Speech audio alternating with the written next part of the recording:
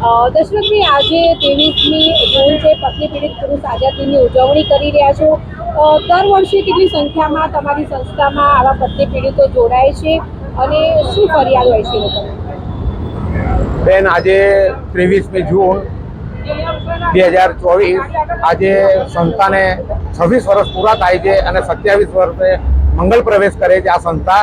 અને આ સંસ્થામાં 50 થી 60, 100, 200 બધા દુઃખી પતિઓ કચ્છ ભુજથી, સુરતથી, અમદાવાદથી, મહેસાણાથી, પાલનપુરથી બધા દુઃખી પતિઓ ભેગા થયા છે। આજે જેને કહેવાય રોજ દુઃખી પતિઓ અંદરની આત્માથી રડતા હોય છે 364 દિવસ।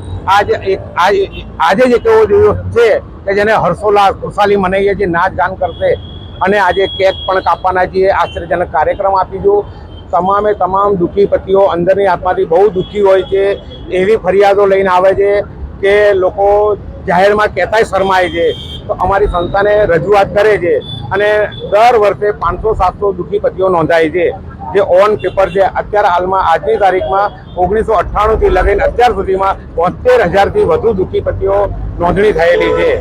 આપની સંસ્થા કઈ રીતે એમને મદદ કરે? અમારી સંસ્થા દુઃખી પતિ મેમ્બર બને એટલે એમને કાયદાનું સલાહ સૂચન આપીએ છીએ, માર્ગદર્શન આપીએ છીએ કે તમારે ચિંતા ના કરશો, તમારી સાથે આખી સંસ્થા છે, એક લાકડીને હર કોઈ તોડશે, ભારાને કોઈ તોડે નહીં। ખોટી રીતે જે મહિલાઓ પુરુષોને ફસાવે છે એમને શું મેસેજ આપશો? જે ખોટી રીતે જે મહિલા જે કાનૂનનો મિસયુઝ કરે છે એને હું મારા બે હાથ જોડીને વિનંતી કરું છું। મા બેન તો અમારે છે, તમામ મહિલાઓને મારી નમ્ર અરજ કર્યું છું કે ભાઈ આવા કાનૂનનો મિસયુઝ ના થવો જોઈએ। બધાએ આજે એ મહિલા છે તો એને પણ ભય હશે, એને દીકરો હોય છે, આજે ભલે કાનૂનથી રાજી થાય છે કે અમારા તરફી કાનૂન છે, પણ એને પણ દીકરો થશે, એની પણ વહુ આવશે ત્યારે એ અમારી પાસે જ આવશે। અને તમે ક્યારે આ સંસ્થા સાથે જોડાયા અને આ સંસ્થાએ તમારી શું હેલ્પ કરી એ પણ ઠીક છે? મોટા ભાઈ, આપનું નામ અને પરિચય? મારું નામ છે ધર્મેન્દ્રસિંહ અને હું પોલીસ ખાતામાં ફરજ બજાવું છું, પરંતુ હું પણ એક પતિ છું એટલે કોમન પબ્લિક તો છું જ। એટલે મારી સાથે એવું બન્યું કે અત્યારના જમાનામાં કોઈ પણ પતિ એવું વિચારે કે મારી પત્નીને હું સાથે લઈને ચાલું।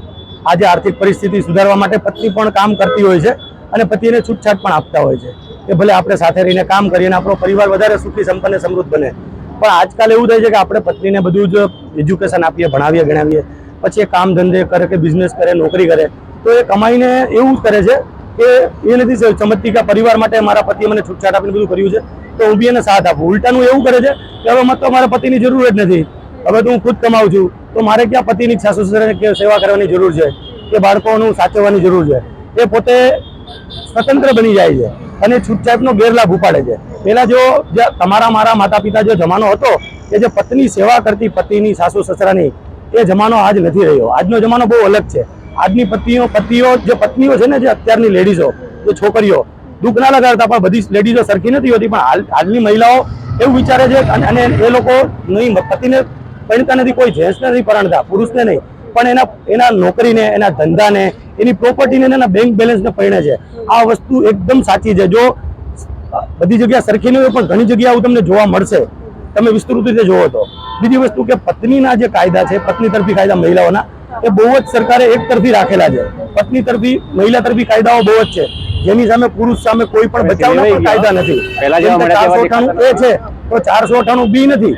માનો કે પત્નીને પુરુષ મારે છે એનો પતિ, તો 498 એ કરે છે, પણ હું એવું કહેવા માંગુ છું કે પતિને જો પત્ની મારે કે એના સાસુ સસરા ત્રાસ આપે કે મારે, તો એ કયા કલમની રૂપમાં કેસ કરશે? 498 બી છે, તો સરકાર આ બાબતે વિચારવું જોઈએ। અને હું એવું નથી કહેતો કે અમે કહીએ છીએ સાચું, પણ ન્યાયાલયમાં જઈને, ફેમિલી કોર્ટોમાં જઈને, હું તો એવું કહું છું કે જનરલી ટોટલ ભારતમાં તમામ પુરુષોને પૂછવામાં આવે કે ખરેખર તમે શું કહેવા માંગો છો? મહિલા તરફી કાયદાઓ છે કે પુરુષ તરફી બી છે, સમતોલ છે કે નથી? તો તમને ત્યાંથી હું એવું કહેવા માંગુ છું સરકાર અને ન્યાયાલયો બધા મળીને આનું સંશોધન કરે કે ખરેખર આવું છે, મહિલા તરફી કાયદાઓ છે, તરાજવામાં બંને તરાજુ એક સરખા છે કે નથી? તો તમને ખુદને સંશોધન અને સર્વે કરીને ખ્યાલ આવશે કે હા, તમામ કહેશે કે એક તરફી કાયદો છે, પુરુષ તરફી કાંઈ નથી, બધું જ મહિલા તરફી છે। જેનો દુરુપયોગ થાય છે તે ખોટું છે। બસ જે બચાવ માટે પુરુષ માટે પણ કાંઈ નથી જે હોવું જોઈએ। અમારી માંગ એવી છે કે જેમ મહિલા આયોગ છે તેમ પુરુષ આયોગની પણ સ્થાપના કરવામાં આવે, બંનેને સમતોલ ગણવામાં આવે। સરકાર એવું કહે છે મહિલાઓને નોકરીઓમાં ને બધા અનામત આપે છે, તો પુરુષોને કાયદામાં કેમ સરખું નહીં, સમતોલ કેમ નહીં? તમે તમામ જગ્યાએ એવું સામો વળિયા ગણો છો કે મહિલા અને પુરુષ આ જમાનામાં એક સરખા, બંને એક સરખા જ કહેવાય, તો કાયદામાં બી મહેરબાની કરીને એક સરકાર કરો, એવું તમે સંશોધન કરો, સર્વે કરો, પછી તમને એમ લાગે કે ના વાત સાચી છે. તમામ જેમ ચૂંટણી થાય છે તો મત દેવામાં આવે છે, તો એની એક મત કરાવો, મત નખાવો, પુરુષોને પૂછો કે તમારો મત શું છે. જો મત એવો વધારે પડે કે હા મહિલા તરફી કાયદાઓ છે, પુરુષો તરફી કઈ ખરેખર નથી, તો તમે એમાં સંશોધન કરીને એ કાયદાઓમાં સુધારા કરો, બંને તરફે એક સરખું રાખો, જેથી બંનેને સારું રહે અને બંનેને ન્યાય મળી રહે સરખો. આ કહું છું. જય વરદાઈ માતા. હું રાધેશ્યામ રૂપાલ પલ્લી. હું ઘણા ટાઈમથી પ્રયત્ન કરી રહ્યો છું કે રૂપાલનું ઘી કઈ રીતે બચાવવું એ બાબતમાં. તો મારી પાસે હવે બે રીતે પ્રોજેક્ટ બતાવી જવાની શક્યતા છે. એક કોમ્પ્યુટર દ્વારા 3D મોડેલ દ્વારા, અને બીજું છે થર્મોકોલથી મેં એ પ્રોજેક્ટને 3D બનાવવા પ્રયત્ન કરેલો છે. તો કોમ્પ્યુટરથી પહેલાં સમજીશું આપણે કઈ રીતે કરીએ છીએ. આ મારું લેપટોપ છે અને હું એની પર કામ કરીને બતાવીશ. આ જે દેખાય છે તે ગામનો ચોક છે માની લો. અત્યારે આપણે, અને આ પલ્લી છે, ઉપરનો વ્યૂ છે, અને આપણે ટોપ વ્યૂ કહીએ છીએ.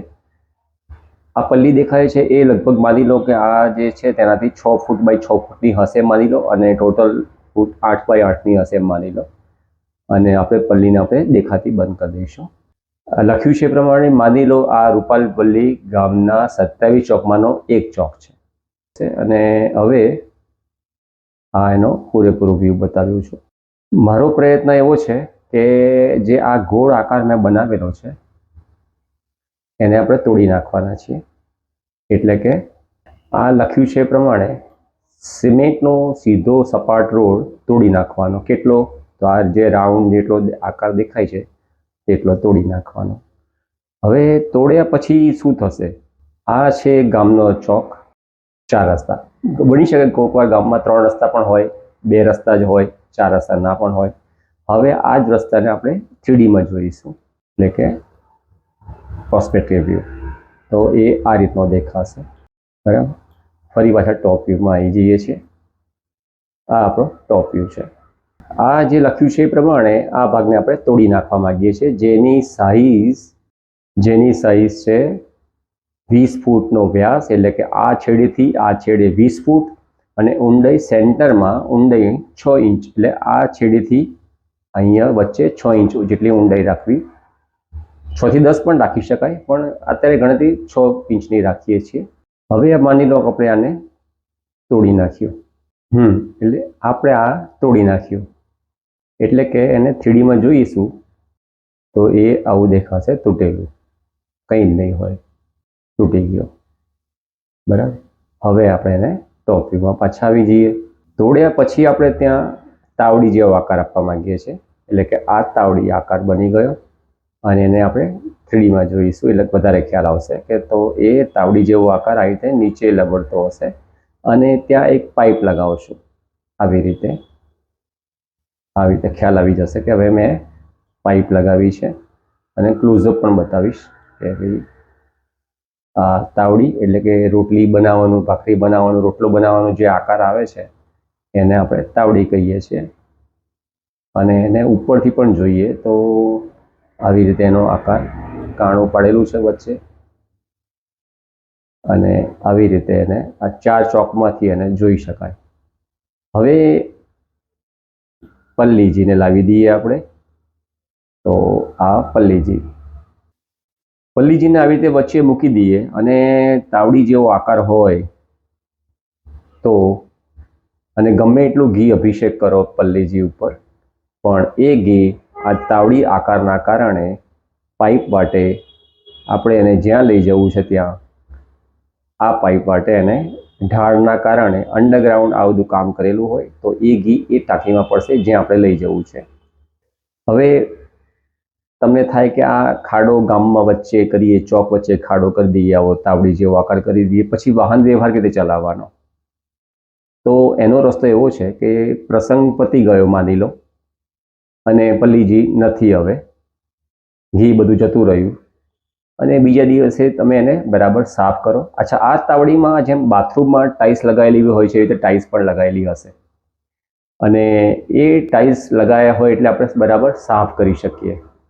આને બરાબર સાફ કરીને, આની પાઇપ બધું સાફ કરીને એની ઉપર આ ટાઈપનો જે પેવેલ્સ આપણે તમે જોયા હશે કે ફૂટપાથ ઉપર પેવેલ્સ લાગેલા હોય છે, જેથી એ જગ્યાને આપણે રોડની સરફેસ ટુ સરફેસ ગોઠવી દઈએ, એટલે જેથી જેમ ગામમાં બમ્પ હોય છે, સ્પીડ બ્રેકર હોય છે, એવી રીતે આ ખાડો હતો પણ ખાડાને આપણે પૂરી શકીએ છીએ. આવી રીતે બમ્પ તો આવવાનો જ છે, બમ્પને તમે કશું જ નહીં કરી શકો, જે સ્પીડ બ્રેકર છે એને, પણ આપણે આને પૂરી શકીએ છીએ અને 12 મહિના સુધી તમને અહીંયા ખાડા જેવું લાગશે જ નહીં.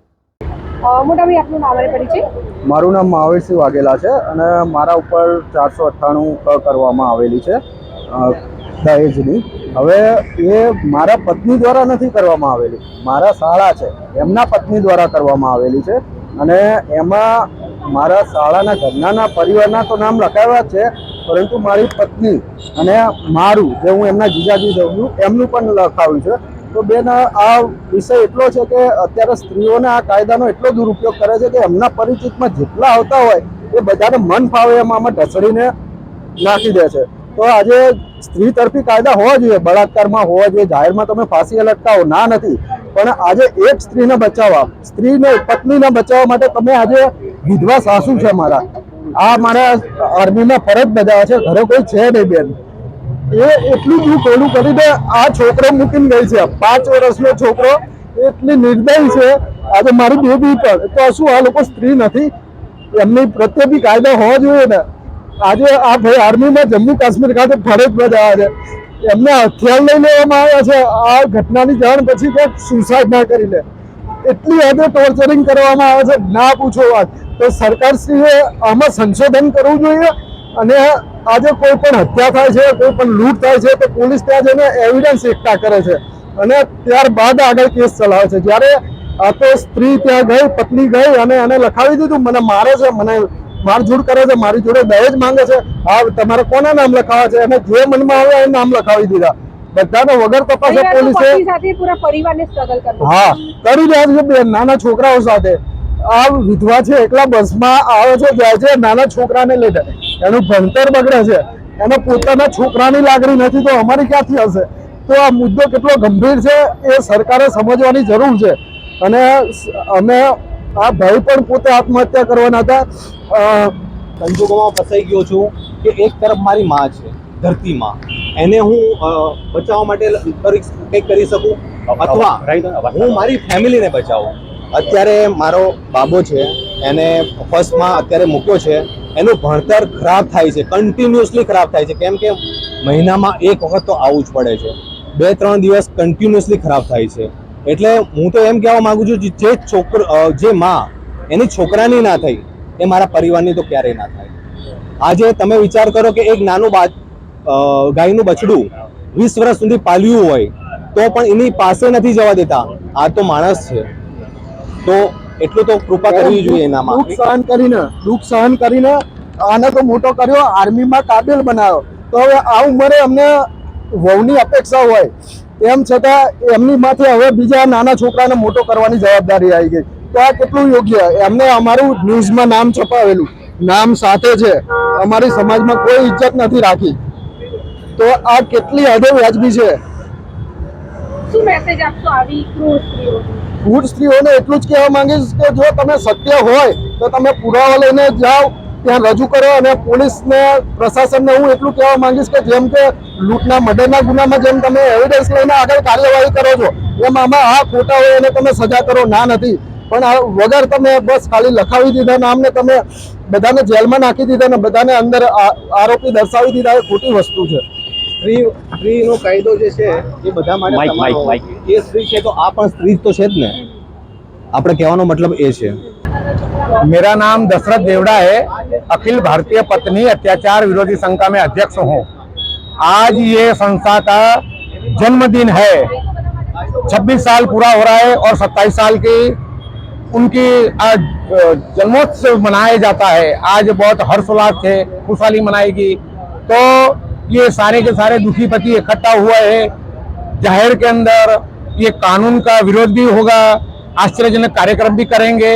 और मेरे पास ये कलोल से एक दुखी पति भी आए हुए, मुझे बोला कि मुझे न्याय दिलाओ. मैंने बोला मैं कोई कोर्ट नहीं हूँ, मैं कोई पुलिस नहीं हूँ, मैं कोई जस्टिस नहीं हूँ, मगर आप हमारे पास रहिए, जाहिर में हर एक को बताओ, आप अपना दुख व्यक्त करोगे तो मालूम पड़ेगा। तो इनका नाम है विनोचन भाई। आप अपना बताइए, आप क्या कहना चाहते हो? ये घर से बेघर है, रड़सो नहीं, रड़सो नहीं, रड़सो नहीं, जो भी इश्यू है आप बताइए, जो भी आपको घटना घटित हुई हो बताइए। मेरे घर वालों ने 2 साल से मुझे घर से निकाल दिया है। आज मेरे पास रुपये पैसा भी नहीं है और मैं घर के बाहर 11 दिन से अन्न जल बिना खाए पिए बैठा हूँ। और मेरे खिलाफ जो भी उन्होंने इल्जाम लगाया वो भी बहुत वाहियात गलत है। बोलते मैं खुद निकल गया, लेकिन मैं खुद निकला था तो उन्होंने और कुछ नहीं किया और मेरे सामने सेपरेशन का नोटिस क्यों रखा। बोलते हमने कुछ कायदा किया नहीं किया, तो उन्होंने पहले उनकी सेपरेशन की नोटिस मिलने के बाद मैंने कानूनी कार्यवाही की थी। आज मैं बहुत टाइम से बाहर होता हूँ। एक्चुअली मैं बाहर 2 साल से बाहर हूँ। पहले भरूच में था, फिर अपने शरीर में ताकत रही तब तक नौकरी की, अभी नौकरी नहीं हो सकी, इसीलिए मैं घर आया था वापस। उन्होंने मेरे को घर से घुसने नहीं देके पहले जाके पुलिस में कंप्लेंट किया और मुझे घर में घुसने भी नहीं दिया और उसी टाइम में घर से बाहर निकाल दिया था। હવે આ પ્રોજેક્ટ તમે જોયો એટલે એ પ્રોજેક્ટ આરસીસી સિમેન્ટથી બનાવવાનો, પરમેનન્ટ બનાવવાનો, જેથી વારંવાર ખર્ચ ના કરવો પડે। ગમે એટલી પબ્લિક આવી હોય તો પણ એ ઘી કોઈના પગ નીચે નહીં આવે એવી શક્યતા મૂકી શકાય। પ્રશ્ન એ થાય કે હવે આ બનાવે કોણ ખર્ચ કરે? પહેલો જવાબ એ હોઈ શકે કે ગામમાં મંદિર પણ છે, મંદિરનો ટ્રસ્ટ છે અને સરકાર એને ઓપરેટ કરી રહ્યું છે મંદિરને। તો મંદિર આ ખર્ચ કરવાનું કામ પહેલું ટ્રસ્ટ ઉપાડી શકે તો ટ્રસ્ટને આપી દઈએ।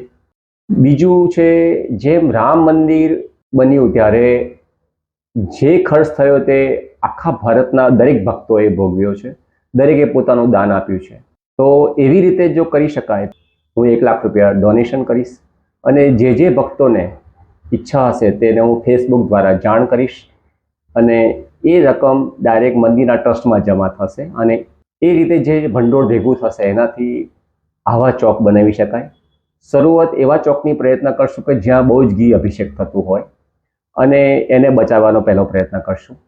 મારી શક્યતા પ્રમાણે 5 ચોક એવા બનાવવા જોઈએ કે જ્યાં આગળ બહુ જ ઘી આવે છે। ત્રીજો પ્રયત્ન એ છે, માનનીય અમિત શાહ ગૃહમંત્રી શ્રી, જેમને આ ગામને દત્તક લીધેલું છે, તો આશા રાખીએ કે એમના તરફથી પણ ડોનેશન મળી શકે, એ પણ ખર્ચ ઉપાડી શકે એવા છે, કંઈક વિકાસ કરી રહ્યા છે ગામનો પણ, તો એ પૈસા કદાચ અમિત શાહજી પણ આપી શકે છે, ત્યાંના ધારાસભ્ય રીટાબેન પણ આપી શકે છે। તો રસ્તા તો ઘણા છે પૈસા લાવવા માટેના। હવે આ બનાવવાનું, જો ગામના ટ્રસ્ટી મંડળો, પલ્લી મંડળો રજા આપે કે ભાઈ આ પ્રોજેક્ટ સારો છે, ઘી અભિષેક પણ ગમે એટલું કરવું હોય તો પણ કરી શકાય, અને જે આ પાઇપ વાટે જે ઘી ગયું છે એને એ ઘીને અમે મોટર દ્વારા જેમ નીચેના ટાંકીમાંથી ઉપરની ટાંકીમાં લઈ જઈ શકીએ છીએ એવી રીતે એ ઘીને અમે બીજી ઘણી ટાંકી જે મૂકી હશે જરૂરિયાત પ્રમાણેની એ ટાંકીમાં ટ્રાન્સફર થશે। આ ટ્રાન્સફર થયેલું ચોખ્ખું ઘી 90%, 90, 95% ચોખ્ખું હશે એવું મારું માનવું છે। આ ઘીને જેમ છાશ દૂધની કોથળીઓ હોય છે, ઘીની પણ કોથળી આવે છે, એવી રીતે એને પ્લાસ્ટિકના પેકમાં કિલો 2 કિલોના પેક બનાવી શકાય। આ 50 કરોડ રૂપિયાનું ઘી અભિષેક થતું હોય છે એવું મારું અનુમાન છે।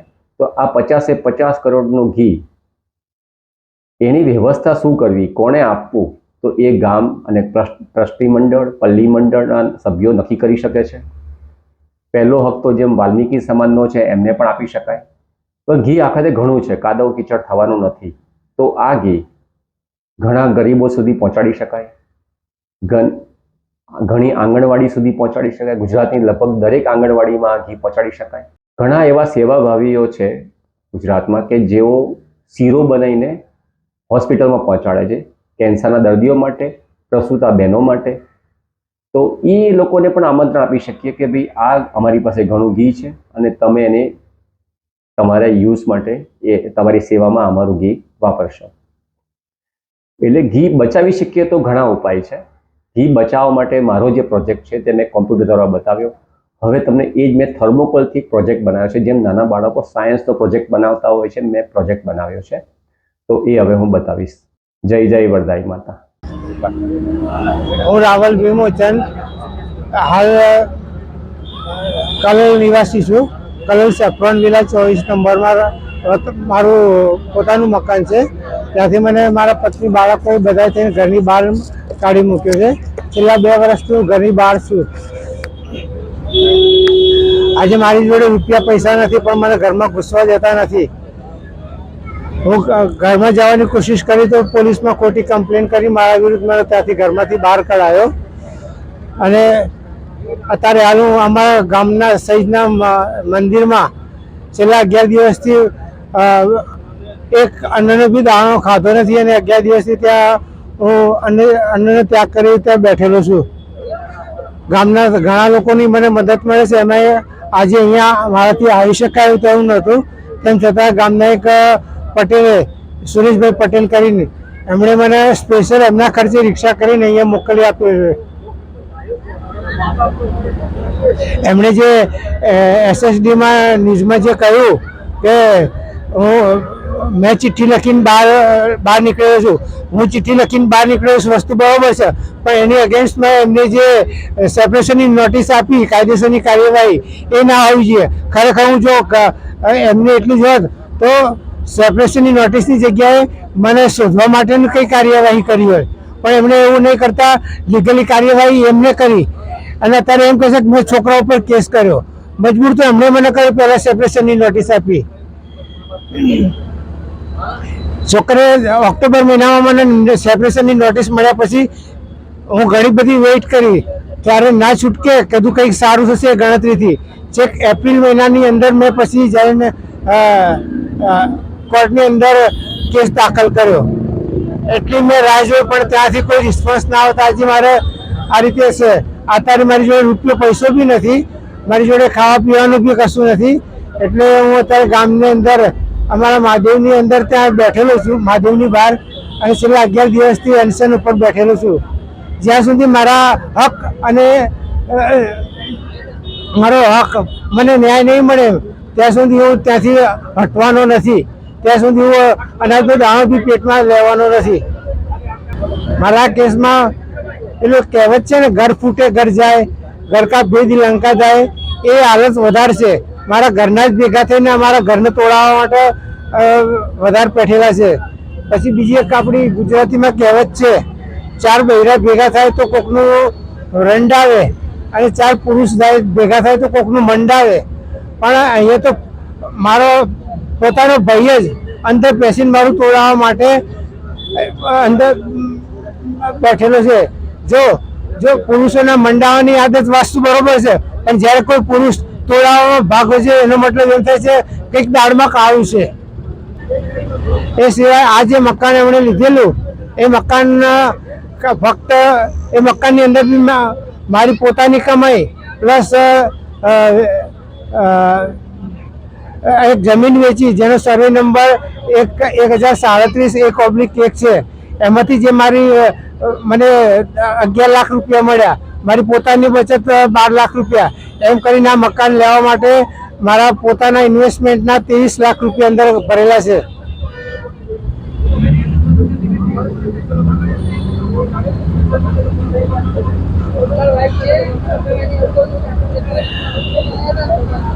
કોઈ ભાઈ હોય તો ભાઈને મદદ ના કરે તો કઈ નહીં, પણ ભાઈની વિરુદ્ધ તો ના જાય. આજે મારો જ ભાઈ મારી વિરુદ્ધમાં એમના એડવોકેટ તરીકે એમને પૂરો સપોર્ટ કરે છે. આજે હું ગામમાં છેલ્લા 11 દિવસથી છું, પણ મારો એકે ભાઈ એવો નથી કે જેમણે મને ખબર અંતર પૂછવા બી આવ્યો હોય. એના કરતાં બહારના સારા કે જેમણે મને પાણી પીવાનું, ખાવા પીવાનો બધો ભાવ પૂછે છે. સમાજને એટલું જ મારી એક નમ્ર વિનંતી છે કે મને આ હક અને ન્યાય અપાવવા માટે જે રીતે મદદ થતી એ રીતે મદદ કરો, જેથી કરી હું મારા ઘરની અંદર પ્રવેશી શકું અને મને પાછળની જિંદગી શાંતિથી જીવવા મળી શકે. આજે મારી ઉંમર 62 વર્ષથી ટાઈમે હું જ્યાં દેવ મંદિરે જવાની જગ્યાએ હું અત્યારે ન્યાય મંદિરના પગથિયાં તોડી રહ્યો છું. મારું નામ રાવલ વિમોચન વિનુભાઈ. મારો મોબાઈલ નંબર 99 242 25 872 મારા નંબર ઉપર મને કોઈ બી સહાય મદદ કરવા માંગતા હોય તો મારો સહાય નંબર છે, અને મીડિયાને હું વિનંતી કરું છું કે આ મને સહાય મળે એવી જોગવાઈ કરે અથવા મને ન્યાય મળે માટેનો કંઈક રસ્તો બતાવી આપે.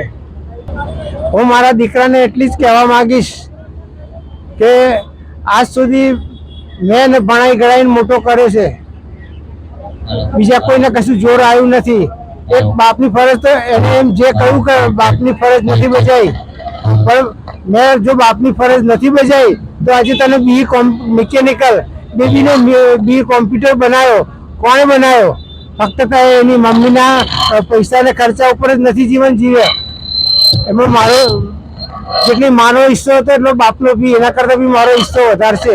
પણ બાપના બધા કરેલા કર્મોને ભૂલી જઈ આજે ખાલી ફક્ત ને ફક્ત માનો થઈને માવડીઓ થઈ અને એને જે મારી જોડે કર્યું છે એ બહુ ખોટું કરેલું છે.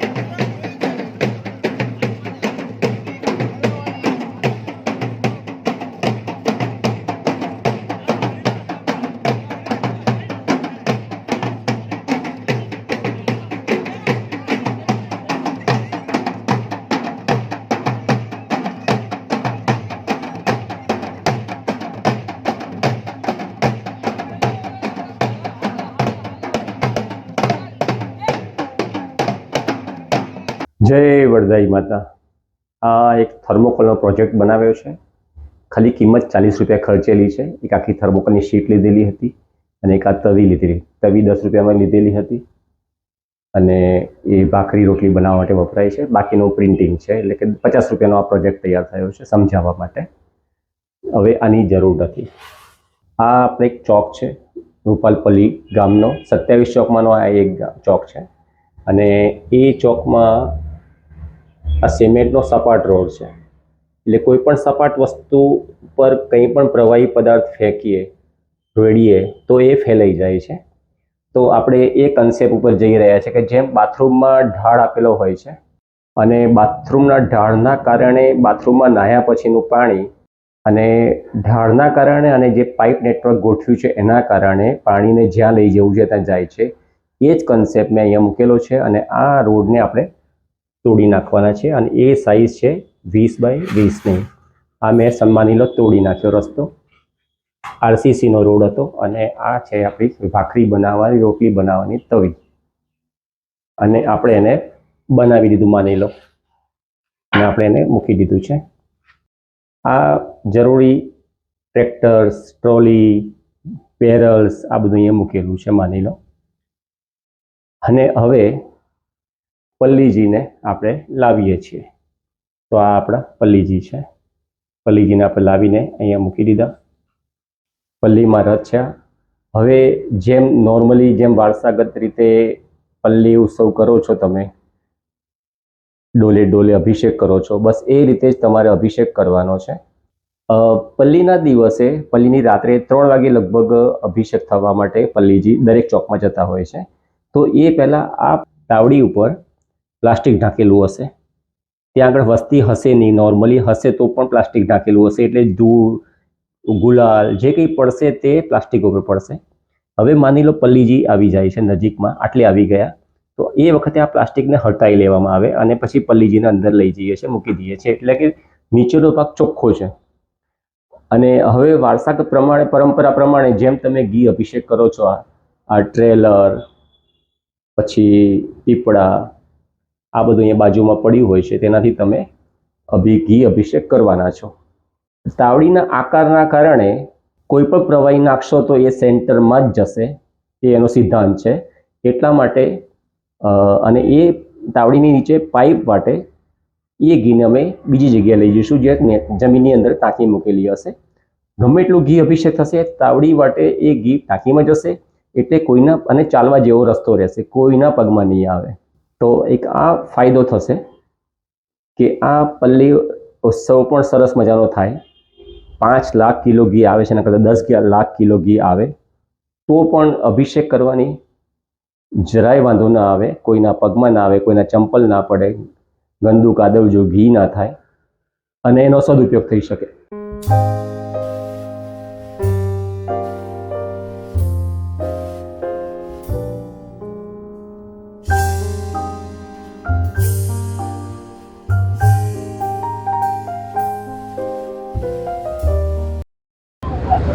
भाइयों, माताओं और बहनों, आज का दिन बहुत ही शुभ है हमारे लिए, क्योंकि ये हमारी अखिल भारतीय पत्नी अत्याचार विरोधी संघ, इसको आज यहाँ मतलब उपलब्धि में 26 साल पूरे हुए और आज हम बड़े पैमाने पे जन्मदिन मना रहे हैं. 27वां साल हमारा शुरू हो रहा है और ये संस्था इसलिए है क्योंकि समाज में बहुत सारे दुख है, लेकिन सबसे बड़ा दुख यही है कि अगर घर के बेटे को तकलीफ आए तो उसके माँ बाप का क्या, उसकी बहन और उसके भाइयों का क्या, उसके बच्चों का क्या.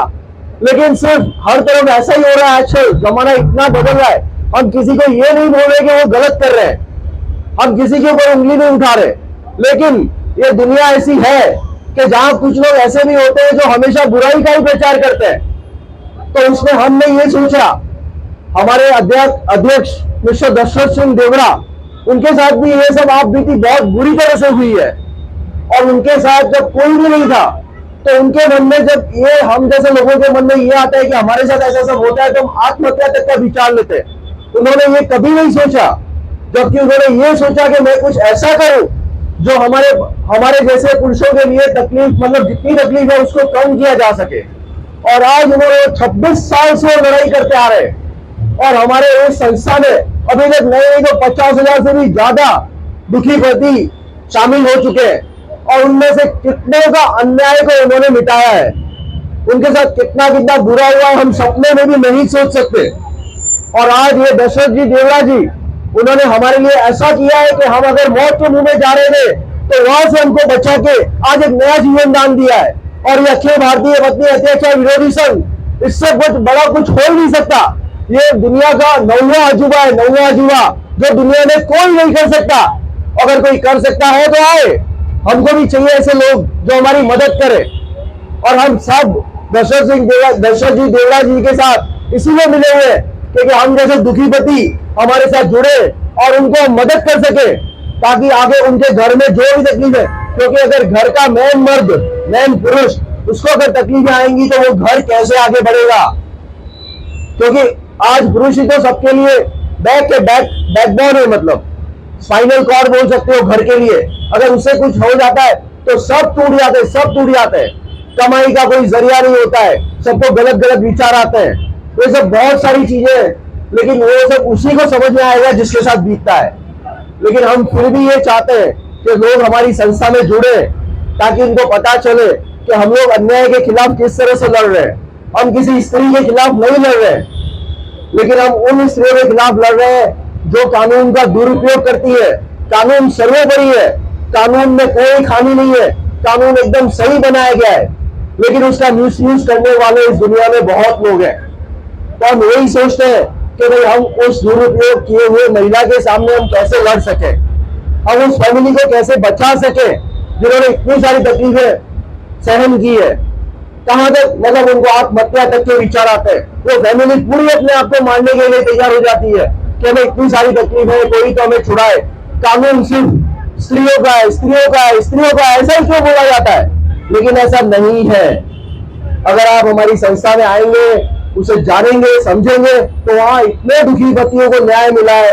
हमने उन्हें सपोर्ट किया है, हमने उन्हें कोई इस तरह का न्याय नहीं दिलवाया है जो मतलब गलत तरीके से उन्हें मिला हो।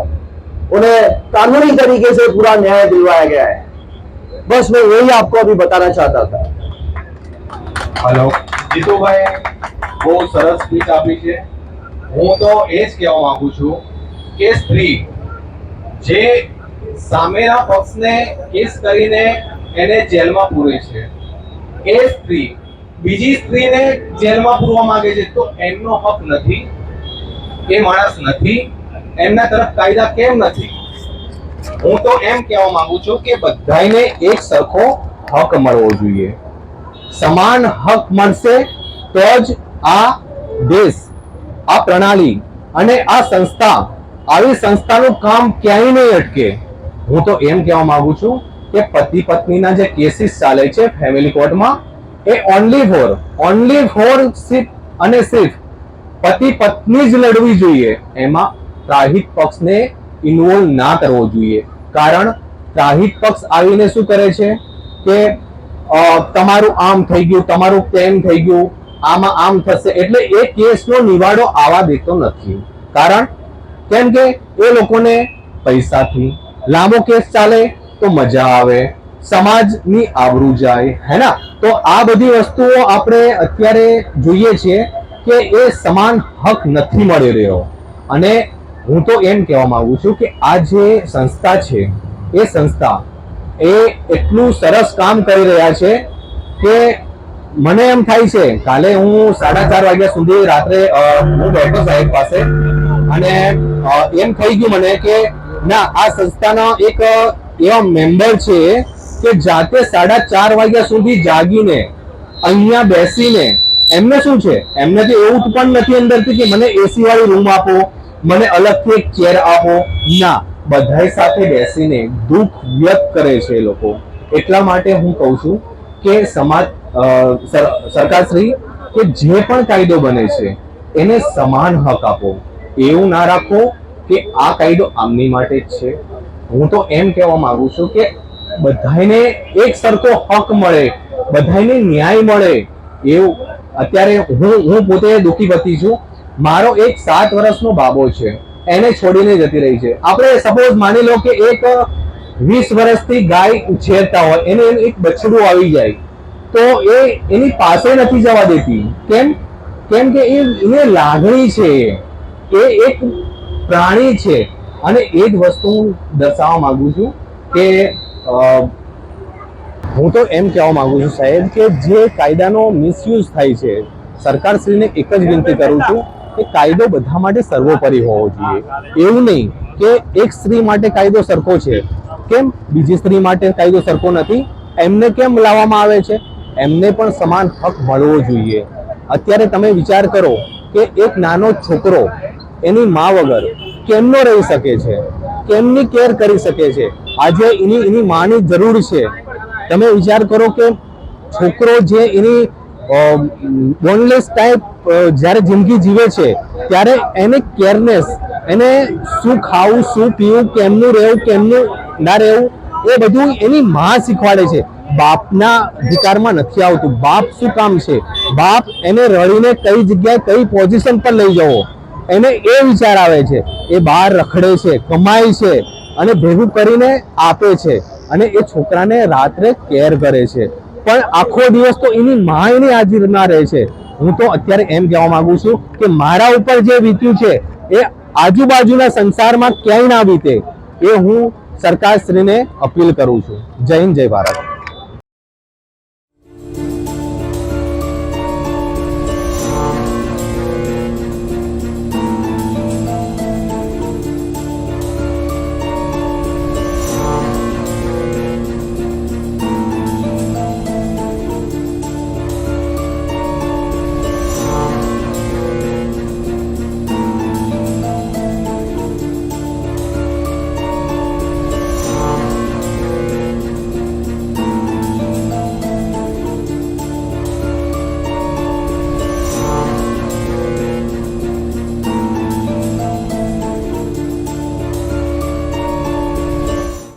નમસ્કાર દર્શક મિત્રો, આપ નિહાળી રહ્યા છો બુલેટિન ઇન્ડિયા ન્યૂઝ અને હું છું આપની સાથે કૃપા ઠક્કર.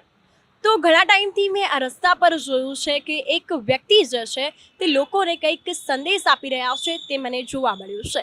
તેથી હું તે જાણવા માટે બુલેટિન ઇન્ડિયા ન્યૂઝ ટીમ સાથે પહોંચી ચૂકી છું. તો તે વ્યક્તિ જે છે તે એક પરંપરાનો જે સંદેશ જે છે તે લોકોને આપવા માંગી રહ્યા છે. તો રૂપાલ ગામ છે જ્યાં 5000 વર્ષ જૂની પરંપરા ચાલતી આવી છે. વરદાયની માતાજીને ઘી અભિષેક પરંપરા જે છે તે ચાલી આવી છે. તો તે અંતર્ગત તે વ્યક્તિ જે છે તે લોકોને કંઈક સંદેશ આપવા માંગી રહ્યા છે, તે આપણે જાણીશું.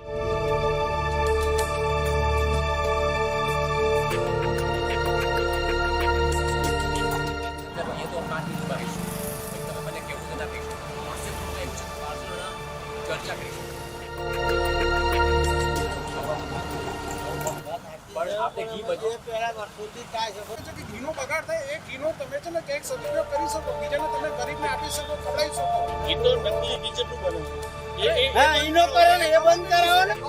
આજે કરતા હોય ને આ બધું કેવું થાય છે, નકલી ઘી બંધ કરાવો, ઘી બંધ કરાવો, લોકો કસી વાળા ઢોર જાય છે એ બધું બંધ કરાવો. આ તો આ એક થયું ને તમે એક ધંધો લઈને કરો છો.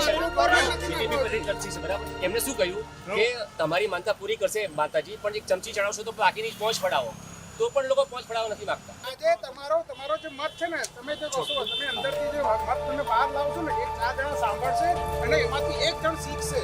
4 ની શીખે જ કહીએ આપણે, એક જણ શીખશે એટલે એક જણ એમાંથી ઇમ્પ્લિમેન્ટ કરશે. પછી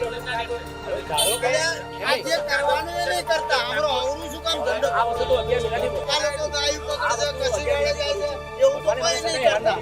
તો હવે તેની રાહ જોવાની. ગવર્મેન્ટની અંદર નહીં આવતું. મને તમે નહીં માનો, સરપંચની ઓફિસમાં બેઠો તો મને કીધું કે આવતા વર્ષે જીવતા હોય ને તો મને કહેજો હું તમારો ગુલામ થઈશ. એક જ મહિનો બાકી રહ્યો છે. મારા વિડીયોમાં છે, યુટ્યુબના વિડીયોમાં છે, એ ભાઈ મને એવું કહેતા હતા કે ધારો કે તમે આવતા વર્ષે મળો મને તો હું તમારો ગુલામ થઈશ. એક જ મહિના પછી મારો ભાઈ કે મારા ગુલામ થવાનો છે.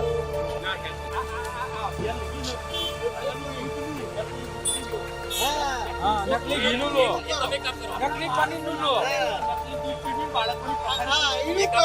તમે આવડું હું શું કામ પકડો છો? આ માતાજીઓ આ શું કામ ગયા? આ કામ મને કરવા દો, કોઈ સપોર્ટ નહીં કરો તો આ કામ મને કરવા દો. તમે તમારું તારીખ 5 ઓક્ટોબર 2023 રૂપાલપલ્લી રથના સ્વયંસેવકો પ્રણામ.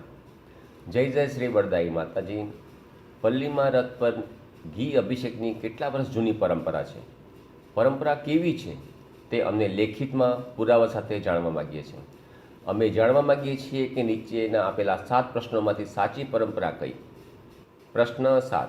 લાખો શ્રદ્ધાળુની માનતાનું ઘી ટ્રેલરમાં બચેલું શુદ્ધ ઘી ટ્રેલર ખોલી ઘી ગામના રસ્તા પર ઢોળીને માતા શ્રી વરદાયીને ખુશ કરવાની તમારી પરંપરા છે. મારું નામ રાધેશ્યામ પટેલ છે. ઉંમર 62 વર્ષ છે. કાયદાકીય સલાહ લઈને પુરાવા સાથે હાઈકોર્ટમાં PIL કરવાનો છું. આ વર્ષે પલ્લી મહોત્સવ 2023માં વિચારીને મહોત્સવ કરશો, નહીં તો ભારે પડશે. અમારા ગ્રુપમાં વકીલોની ફોજ છે. અમારા ગ્રુપમાં રેશનાલિસ્ટોની ફોજ છે. જય જય વરદાઈ માતા. રૂપાલ પલ્લી મહોત્સવ પરિવર્તન અભિયાન 2023. Radheshyam Patel. 9023960692. Only WhatsApp message.